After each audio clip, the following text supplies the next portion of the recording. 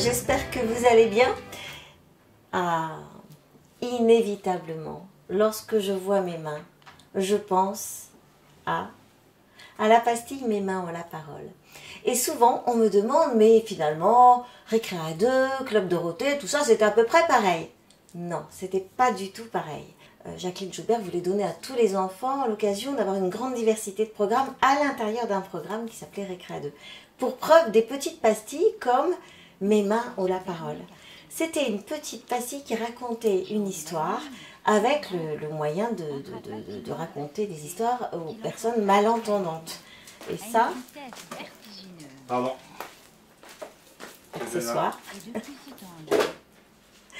Et ça, c'était une grande première à la télévision française, de s'occuper de ce petit pourcentage d'enfants qui n'avaient pas accès à ce qui se passait d'une manière sonore, et on leur racontait une histoire avec les mains. Ça, c'était juste unique.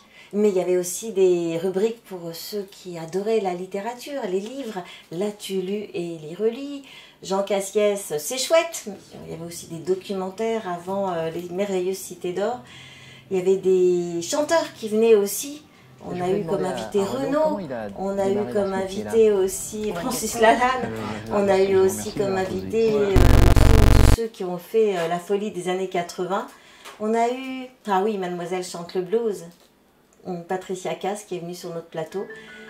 Voilà pourquoi Récré à deux était unique, parce que même s'il y avait un tout petit pourcentage d'enfants qui aimaient la poésie, alors Jacqueline Joubert voulait absolument s'occuper de ce petit pourcentage-là. Et ça, chapeau bas Jacqueline Joubert. Merci. Le ciel est par-dessus le toit. Rio Pueblo, Louis XIV, les griffes du tigre. Sans bananas. J'étais en train de m'émerveiller devant nos célèbres mini-comédies Récré à deux. Alors ça, c'était vraiment ce que nous apprécions le plus avec toute l'équipe. Charlotte, Emmanuelle Bataille en tête parce que c'était nos deux vraies comédiennes dans l'équipe de Récré à deux. Et on raffolait de ces mini-comédies qui étaient absolument extraordinaires pour tout le monde et aussi pour vous, je le sais. J'ai été déguisée en cow-boy, j'ai été déguisée en rocker, j'ai été déguisée en Star Trek.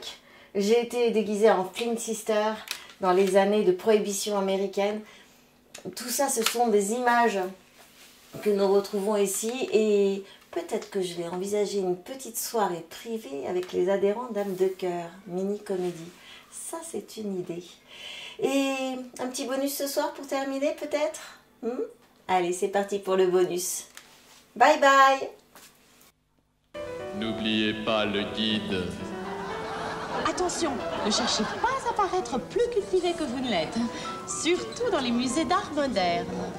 Religieux. Absolument. Bien, mes amis, si nous passions à la suite.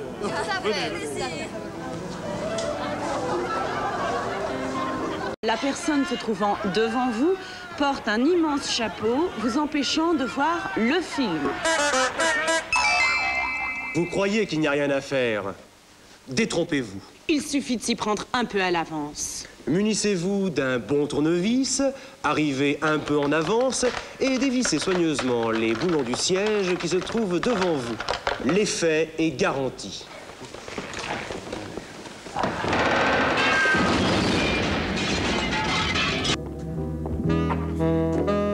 Bon ben voilà les filles, je m'en vais. Ouais. On se marie la semaine prochaine avec Tom. Je vous écrirai du Minnesota. Ouais. Bon, on va rater notre train, on y va. Au revoir. Salut. Au revoir. Oh, bonjour Nelson. Hey, bonjour les filles. Salut. Eh ben vous en faites une tête.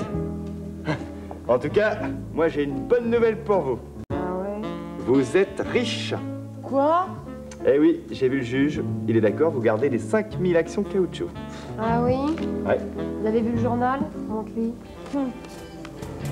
Ah, on s'en souviendra de ce jeudi 24 octobre 1929. Les